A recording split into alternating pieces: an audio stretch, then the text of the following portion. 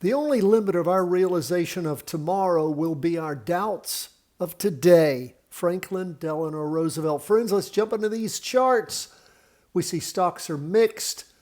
We see bonds, gold, and Bitcoin are up.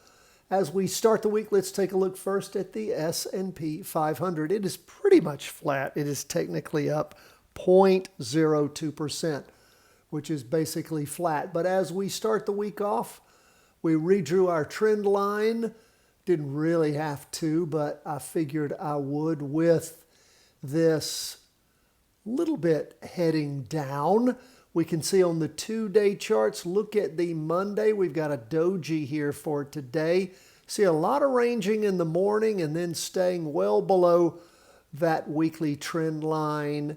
And again, average range in the morning, a little bit lower in the afternoon on the half day. Not a lot on the 2-day, a ways to go to get to average.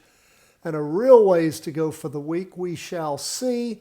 But again, tracking down a little bit when it comes to the Heiken Ashi candlesticks.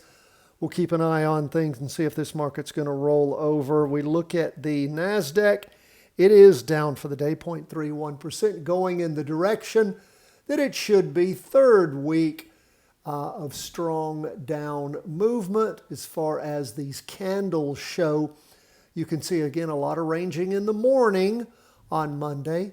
And then in the afternoon, not down quite as much, but big volume in the morning. Not as much, but almost average in the afternoon.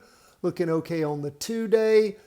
And again, we're going to take some movement to get us up to the average volume for the week. But we are, of course, short on the NASDAQ at this point. Bonds up a little bit, starting the week off weekly. You can see on Friday where we had things bump up, and then on Monday, that is resulting in a carryover on the 2-day candle. This first day of the latest 2-day candles, a green up candle, well below the weekly trend line still on the 2-day and the half day. But again, a little bit of upward movement for 2 days now is what it looks like on those Heiken Ashi candlesticks. So we will keep an eye on things as bonds. And bonds, I think, in fact, if I remember correctly, they weren't up on Friday. They popped up in the morning but rolled back in the... Regardless, we can see what we see on the candle. Not much of a wick there. Again, plunging down on that latest 2-day candle, but stopping that down flow as the week starts. Nowhere near the prior bottom. We'll see as the week continues to move along. Again, just up 0.60%. We are still short bonds. Bitcoin. We'll get to Bitcoin in a minute. Gold. We look at gold. It's up 0.73%. And again, gold has continued to hang along. Maybe this is the start of the bull market in gold. Not going to say that in any way except just jokingly, but it could be as we look at gold trying to get a little bit of movement. We saw where gold punched up big on the 21st and the 22nd of July, only to roll back over. Maybe it's starting again. We haven't crashed through this floor, so it's continuing. The support's continuing to hold up 0.73%. We'll continue to watch for the week and see if gold will take off. What about Bitcoin?